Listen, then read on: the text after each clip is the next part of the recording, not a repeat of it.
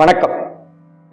என் குருநாதர் எழுத்து சித்தர் பாலகுமார் சார் அவர்களை மனதார வணங்கிவிட்டு உங்களுடன் பேசத் தொடங்குகிறேன்.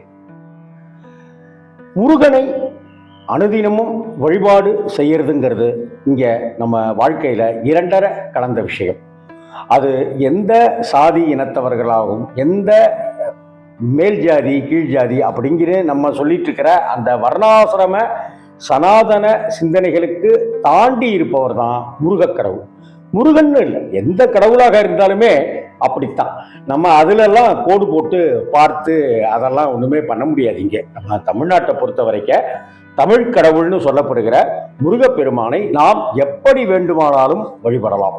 முருகனை போய் பார்த்து முருகா அப்படின்னு கும்பிட்டுட்டு வரலாம். முருகனுக்கு மாலைகள் சாத்தி வேண்டிக்கலாம். முருகனை அபிஷேகங்கள் ஆராதனைகள் செய்து வேண்டிக்கலாம். ஏன் முருகனுடைய வேலுக்கே அபிஷேகம் செய்து வேண்டிக்கலாம். அதே போல முருகனுக்கு காவடி எடுத்து பால்குடம் எடுத்து இப்படிலாம் வேண்டிக்கலாம். வழிபாட்டு முறைகள்ல நிறைய வேறுபாடுகள் இருந்தாலும் கூட நாம முருகனை மனதார உருகி உருகி பிரார்த்தனை செய்யறோம்ங்கிறது தான் முக்கியம்.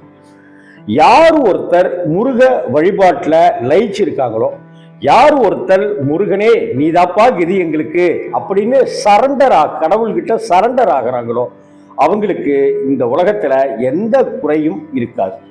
நம்ம ஒவ்வொரு ஊர்லயுமே முருகனுக்கு கண்டிப்பா கோயில் இருக்கும். அல்லது சிவன் கோவில்லையோ அல்லது அம்மன் சன்னதியிலையோ கோவில்லையோ முருகனுக்கு கண்டிப்பா சன்னதி இருக்கும். உதாரணத்துக்கு திருச்சியில பாத்தீங்கன்னாக்க வயலூர் முருகன் கோவில் மாதிரி இருக்கு இல்லையா? அதே போல நீங்க திருநெல்வேலியில பாத்தீங்கன்னாக்க சாலை முத்துக்குமாரசாமினே முருகனுக்கு கோயில் இருக்கு.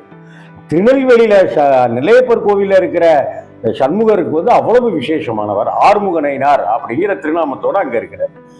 அதே போல பல ஊர்கள்ல பல திருநாமங்கள்ல நாம முருகன் கோவில் இருக்கிறத பார்க்க முடியும்.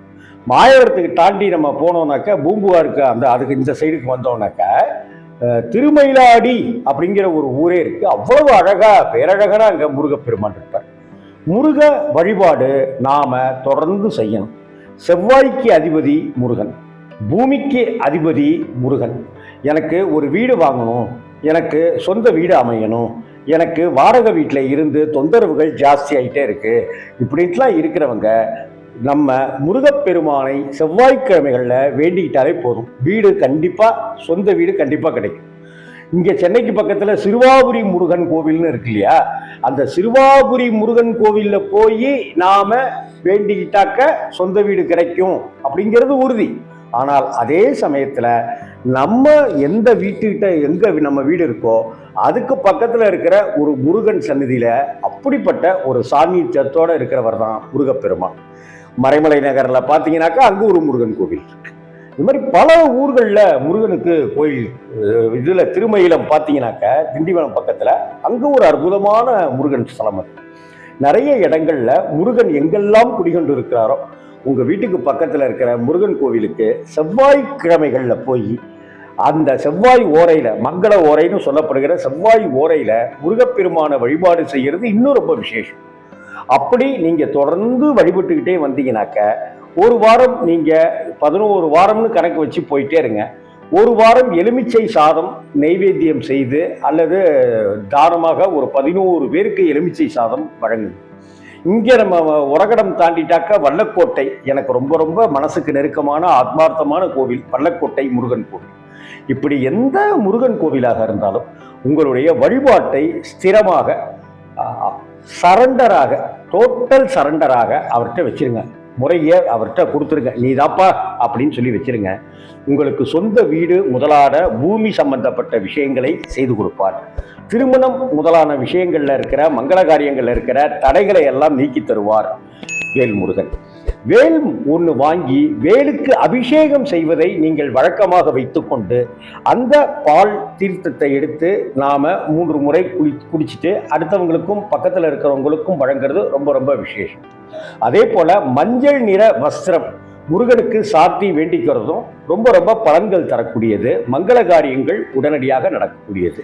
முருகப்பெருமானுடைய வழிபாடு இருக்கிறதுலேயே அண்ணன் விநாயக பெருமானையும் தம்பி முருகப்பெருமானையும் வழிபாடு செய்யறது தான் ரொம்ப ரொம்ப ஈஸியான வழிபாடு.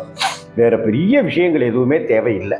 அதே போல சிகப்பு நிறம் செவ்வாய் பகவானுக்கு சிகப்பு நிறம் தான் உகந்தது. அதே போல முருகப்பெருமானுக்கு சிகப்பு நிற மலர்கள் ரொம்ப ரொம்ப உகந்தது.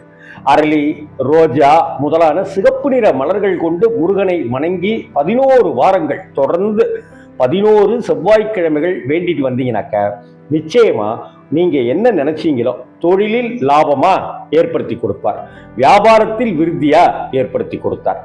ஆபீஸ்ல அரசியல் நடக்குது, சகுனிகளுடைய நடமாட்டம் ஜாஸ்தியா இருக்குன்னு ஃபீல் பண்றீங்களா, அதை சரி பண்ணி கொடுத்து உங்களுடைய நியாயமான தேவைகளை பூர்த்தி செய்வார்.